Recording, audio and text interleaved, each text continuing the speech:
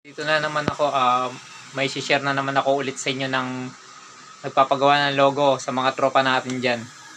So guys, yung isa kasi si paring Rodman, nagawa ko na siya guys. So ito yung kay paring Rodman, papakita ko sa inyo guys.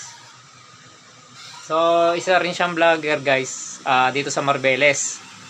So ito siya, ito yung nagawa ko, nakalagay na doon sa ano ko, sa history ko. Kung makikita nyo, i-check nyo na lang kung ano yung masasabi nyo doon sa logo na yon. So sa akin kasi kulang pa kasi yung pag-i-edit ko. So ito, sinisimplihan lang na lang natin. Ayan guys, simplihan lang siya guys, ganito lang, paikot, paring Rodman. Ayan. So guys, paring Rodman, shoutout pala sa iyo, no? Maraming salamat sa tiwala. So sana sa susunod makapag-collab din tayo, kasama kayo sa Kaanino TV. Yan. Isa pa rin yan, mga solid double cards natin yung mga yan. Mga vlogger din, no? So ayan, tapos na yung kay paring Rodman, no? Isasalang ko yung kay paring ano, natin yung kay paring Jonas, no? Kay Lodi na paring Jonas. So yun. So guys, tignan natin kung ano magiging outcome ulit nung kay paring Jonas. Pakitignan nyo na lang. Shoutout sa iyo paring Jonas, no? At kay paring Rodman. So isasalang ko na siya ngayon. So check up muna natin guys, kung ano, nakahingi na kasi ako sa kanya ng picture. So tignan natin kung anong magiging ano niya, reaction niya dito.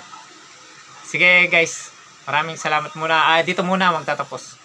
A few moments later. So ayun, no, natagalan din ako kasi gusto ko simpleng-simple na lang siya na inilagay ko. So salamat sa tiwala, paring Jonas. So ito yung kinalabasan ng ano niya. So guys, ito yung kinalabasan ng ano niya, yung logo niya. Ito. Ayan guys. Ayan. Napakaangas. Simple pero maangas. Simple lang tayo maggawa.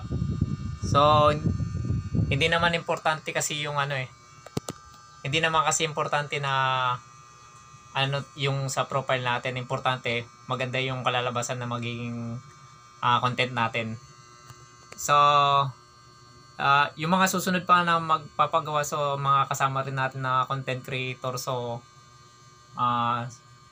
balak kong ituloy-tuloy sila para marami tayong tropa dyan.